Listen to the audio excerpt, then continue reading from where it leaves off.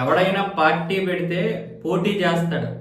ఎవరితో పొత్తు పెట్టుకున్నా ఎన్నో కొన్ని సీట్లు తెచ్చుకొని పొత్తు పెట్టుకొని ఆ తర్వాత పోటీ చేస్తారు. అంతేగాని నీలాగా పార్టీని పూర్తిగా అమ్మేసుకోరు. ఒక్క రాజ్యసభ కోసం నువ్వు పార్టీని తాకట్టు పెట్టేశావని కమల్ హాసన్ మీద విరుచుకుపడుతున్నది ఎవరు అంటే మక్కల మీది మయ్యం పార్టీ నేతలే, అంటే ఆయన పార్టీ నేతలే. నీలాంటి చేతకాని వాడిని మేము ఎక్కడా చూడలేదు. 50,000 రూపాయలు రుసుము కట్టాం కదా పోటీ చేయడం కోసం, దరఖాస్తుల కోసం, ఆ డబ్బులు మాకు ఇచ్చేసి అన్నారు. 30 మంది కట్టారంట ఇలా 50,000 రూపాయలు చొప్పున పార్టీకి దరఖాస్తులు చేసుకున్నటువంటి వారు. మరి ఇప్పుడు 15 సీట్లు వస్తాయి అనుకున్నారు. మక్కల మీద మయ్యంకి ఈ ఎన్నికల్లో పోటీ చేయడానికి 15 సీట్లు అడిగితే 15 సీట్లకి విముఖత వ్యక్తం చేయకపోయినా ఒక 10 స్థానాలైనా ఇస్తామన్నట్లుగా డిఎంకే అన్నది. దాంతో ఒక 30 మంది దరఖాస్తు చేసుకున్నారు. ఒక్కొక్క దరఖాస్తుకి ఒక 50,000 రూపాయలు చొప్పున పార్టీ ఫండ్ కింద తీసుకున్నాడంట కమల్ హాసన్. పోనీ 50,000 రూపాయలు అంటే మంచిదే. మళ్ళీ తర్వాత వాళ్ళు ఏం చెప్పారు, ఉదయ సూర్యుడి మీదే పోటీ చేయాలన్నారు.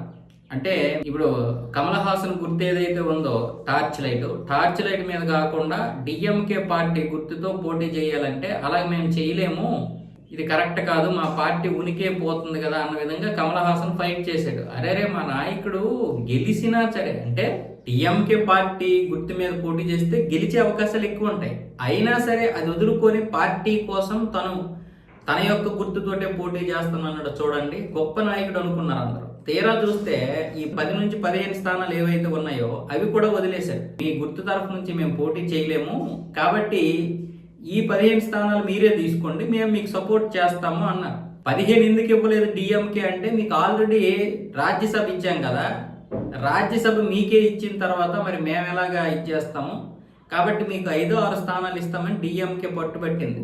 దాంతో కమల్ హాసన్కి ఎన్ని తక్కువ స్థానాల్లో పోటీ చేసే కంటే కూడా పోటీ చేయకుండా ఉండడమే మంచిది అనుకున్నాడు. మరి లేకపోతే పార్టీ గుర్తుని వాళ్ళు ఖచ్చితంగా ఉదయ సూర్యుడి మీద పోటీ చేయమంటున్నారు కాబట్టి అది కూడా తనకి అవమానంగా అనుకున్నాడేమో. మొత్తానికి రాజ్యసభ ఉందిలే, దాంతో సరిపెట్టుకుందామని మొత్తానికి పోటీ నుంచి లేకుండా డిఎంకేకి సపోర్ట్ చేస్తానని చెప్తే ఇక్కడ నాయకులు ఊరుకుంటారా?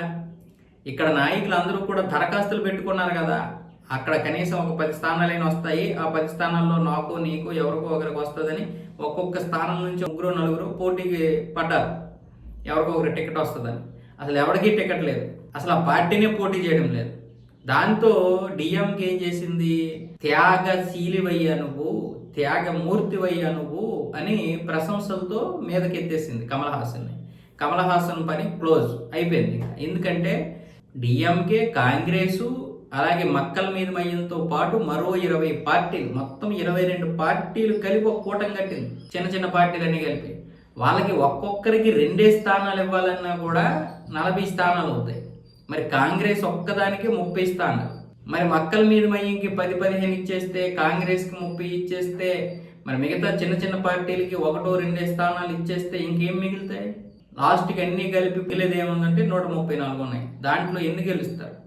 అందుకనే డిఎంకే వచ్చేసి అన్ని పార్టీలు కలిపేసింది కానీ సీట్లు మాత్రం ఇవ్వడానికి ఇష్టపడలేదు. కాంగ్రెస్కి ఇచ్చింది, మక్కల మీద మయ్యాన్ని పక్కన పడేసింది. మరి ఒక పార్టీ పెట్టినప్పుడు ఒక నాయకుడు ఎలా ఉండాలి? ఎన్నో కొన్ని స్థానాలు తెచ్చుకోవాలి. ఇప్పుడు రాజ్యసభ ఉంది కాబట్టి మీకు స్థానాలు ఎక్కువ ఇవ్వలేమని చెప్పేస్తే ఈయన తల ఒప్పుకుంటూ వచ్చేస్తే ఊరుకుంటారు నాయకులు? వీళ్ళు 50,000 రూపాయలు వాళ్ళకి పెద్ద కష్టమేం కాదు, ఈయన ఇచ్చినా ఇవ్వకపోయినా 30 మంది కట్టారంట 15 లక్షల రూపాయలు, అది కమల్ హాసన్కి పెద్ద కష్టమేం కాదు. కానీ ఇక్కడ పరుగు పోయినట్లే కదా. ఒక పార్టీ పెట్టిన నాయకుడు అమ్ముడుపోతున్నాడు. మళ్ళీ ఈ ప్రకాష్ రాజు, కమల్ హాసను వీళ్ళందరూ మాట్లాడతారు, బయటకు వచ్చి నీతులు మాట్లాడతాడు ఒక్కొక్కడు. ఇదే పార్టీలు ఇంకొక ఏదైనా సరే పోటీ చేయకుండా ఇలా త్యాగం చేస్తే అప్పుడు అంటారు బీజేపీకి అమ్ముడైపోయినటువంటి పార్టీలు అని వీళ్ళు అంటారు. అంటే వీళ్ళు చేస్తే సంసారం, వేరే వాడు చేస్తే వ్యభిచారం. ఆడంటాడు ప్రకాష్ రాజు గారు, మా అమ్మగారు క్రిస్టియన్ని, అందుకే ఆవిడని గౌరవించి ఆవిడ యొక్క దీంతో మేము అంత్యక్రియలు చేశాము చర్చిలో అంటున్నాడు వాడు. మరి అదే వెదవగాడు మరి హిందువుల మనోభావాలని గౌరవించాలి కదరా గాడిద ముండా కొడక. మీ నాన్నగారు విశ్వనాథ్ గారు ఆయన హిందువే కదా, మరి ఆయన ఎందుకు నువ్వు గౌరవించవు గాడిద ముండా కొడక. వీళ్ళందరూ ఈ దేశానికి భ్రష్టు పట్టించడానికి పుట్టారు. ఈ దేశాన్ని భ్రష్టు పట్టించడానికి పుట్టారు ఈ వెధవలందరూ కలిసి.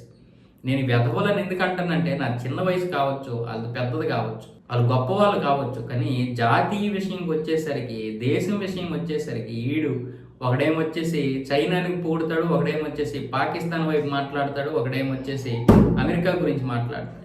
ఇలాంటి వెధవల్ని మనం ఎక్కడ కూడా సపోర్ట్ చేయి. నువ్వు బీజేపీని తిట్టుకో, విమర్శించుకో, ఏదైనా పర్లేదు, నాకేం అభ్యంతరం లేదు. మీరు బీజేపీని ఓడించుకోండి, తప్పేం లేదు, మీరు గెలవండి, కానీ జాతీయ భావజాలంతో ఉండాలి. లేదంటే ఎప్పటికీ దేశం బాగుపడదు. ఒక్కొక్కడు ఒక్కొక్క సిద్ధాంతంతో ఉంటే మీ సిద్ధాంతాలు ఏవైనా ఉండొచ్చు, కానీ అవి జాతీయ భావజాలంతో ముడిపడి ఉండాలి. అవి వేర్పాటువాద సిద్ధాంతాలు ఉన్నప్పుడు ఏ దేశానికి అది మంచిది కాదు.